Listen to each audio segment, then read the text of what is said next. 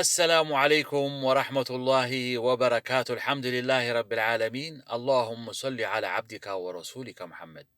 يتكبراتشو ود متشوهتشي. عن عثمان بن عفان رضي الله عنه أنه سمع رسول الله صلى الله عليه وسلم يقول: ما امرئ مسلم تحضره صلاة مكتوبة فيحسن وضوءها وخشوعها وركوعها إلا كانت كفارة لما قبلها من الذنوب ما لم يؤت بكبيرة وذلك الدهر كله. ውድ ወንድም ይሄ በዚህ ሐዲስ ነብያችን ሰለላሁ ዐለይሂ ወሰለም እንዲህ ብለዋል።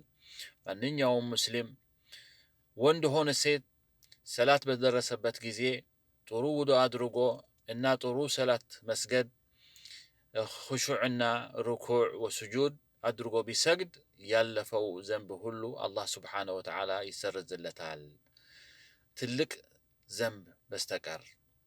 ይሄ ደግሞ ለሁሉ ጊዜ ነው ብለዋል ነብያችን ሰለላሁ ዐለይሂ ወሰለም።